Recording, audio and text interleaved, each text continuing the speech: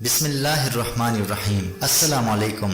آج جس موضوع پر ہم بات کریں گے وہ ہے خاکے کی تیاری۔ ویسے خاکہ ڈھانچہ یا اسکیچ کو کہا جاتا ہے۔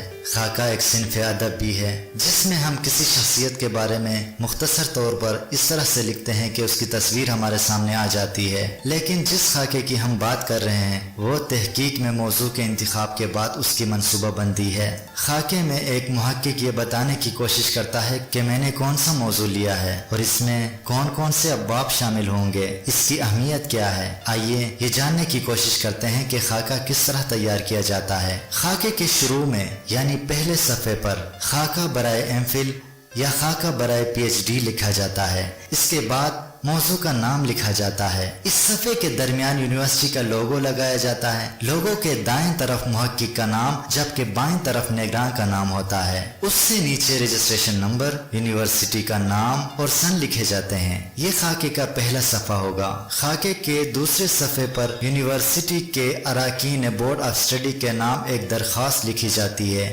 جس میں محقق یہ درخواست کرتا ہے کہ میں فلان موضوع پر تحقیق کر رہا ہوں، مجھے اس کی اجازت دی جائے۔ تیسرے صفحے پر نگران کا تصدیق نامہ ہوتا ہے۔ یہ یاد رہے کہ خاکہ لکھنے سے قبل ایک اسکالر یا محقق اپنے نگران جس کو وہ بنانا چاہتا ہے اس سے بات کرتا ہے۔ مشورہ لینے کے بعد یہ تصدیق کرتا ہے کہ وہ نگرانی کے فرائض انجام دیں گے، لہٰذا خاکے کے تیسرے صفحے پر ایک تصدیق نامہ ہوتا ہے جو نگران کی طرف سے ہوتا ہے کہ میں اس کی نگرانی کے لیے تیار ہوں، اور دستخط کے لیے بھی جگہ دی جاتی ہے۔ چوتھے صفحے پر موضوع کا تعارف کیا جاتا ہے۔ پانچویں صفحے پر موضوع کی اہمیت بیان کی جاتی ہے۔ چھٹے صفحے پر موضوع کا دائرہ کار بیان کیا جاتا ہے۔ مثال کے طور پر اگر 2018 کے بعد کی شاعری میں رومانویت موضوع ہے تو 2018 کے بعد اس کا دائرہ کار ہے۔ ساتویں صفحے پر مقالے کے مقاصد لکھے جاتے ہیں۔ آٹھویں صفحے پر ابواب بندی ہوتی ہے۔ یہ بہت اہم حصہ ہوتا ہے جس میں محقق یہ بتاتا ہے کہ میں اپنی تحقیقی کام میں کون کون سے عنوانات رکھوں گا۔ یاد رکھے کہ کم از کم 5 بڑے ابواب لازمی ہیں۔ اس کے ساتھ ساتھ ذیلی ابواب بھی ہوتے ہیں۔